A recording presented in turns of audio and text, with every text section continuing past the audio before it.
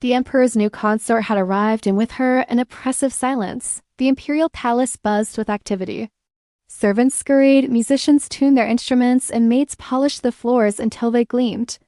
Soon the emperor would arrive to meet his newest consort. She was young, beautiful, and clearly favored by the emperor. The other women in the inner palace, concubines and consorts alike, watched her enter with envy. Her name was Lady Laken. Her skin shone like polished ivory. Her eyes sparkled like obsidian, and her lips were as red as the imperial seal. As soon as Jinshi left, Lady Laken relaxed visibly. She slumped back into the cushions and closed her eyes. That's when Namal understood. Lady Laken wasn't ill, she was afraid. Afraid of something, someone or some memory that haunted her still. All the women knew that with her arrival, the emperor's heart was no longer their own.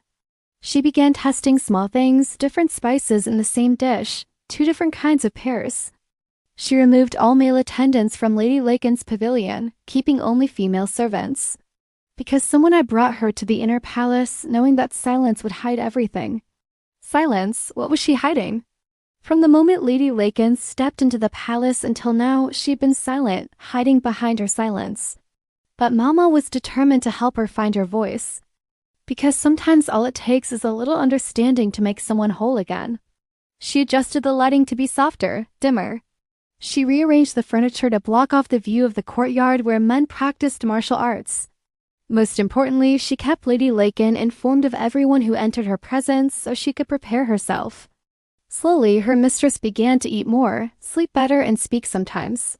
Though her voice was still hoarse and she rarely smiled, but there was hope now. At first, Lady Laken reacted slightly, but after a while she reacted not at all. Then Mama tried something bold. She swapped the imperial seal on the invitations, the symbol of authority and power. But Lady Laken didn't react, flinch, or even look up. Finally, Mal understood. Lady Laken wasn't reacting to the food.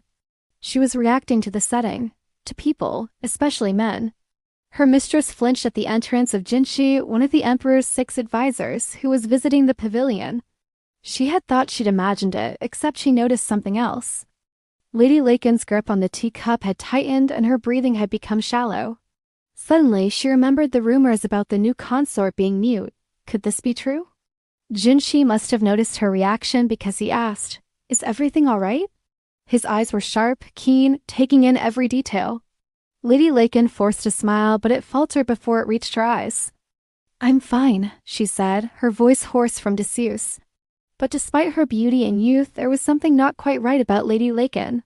She was thin, too thin. Her skin was pale not from sickness, but something else. Her eyes were wary.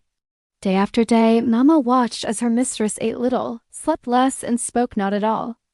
Though each meal Mama prepared for her was exquisite, light, healthy, and fragrant, Lady Laken took only a few bites of each dish before pushing her plate away. Her reflection stared back, haggard and gone. Mama couldn't understand why her mistress would deny herself such delicacies. Assigned to care for her, she grew worried. At first, she suspected an eating disorder. Then she suspected poisoning, perhaps a previous suitor trying to weaken her. But neither of those theories made sense. Lady Laken took only a few bites of each dish before pushing her plate away. And though she had arrived in the splendor of youth, she carried herself like a wilted flower.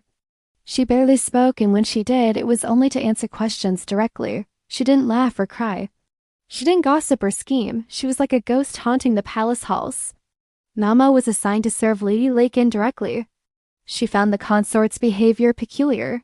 One day, while serving tea to Lady Laken, Mama noticed something peculiar. That was the first time Malma had heard her speak, so quietly, but if she hadn't been so close, she wouldn't have heard. Now that she knew, Malmo had to find out. Malmo wasted no time. Malmo knew that Lady Laken's past was catching up to her. And whatever it was something horrible.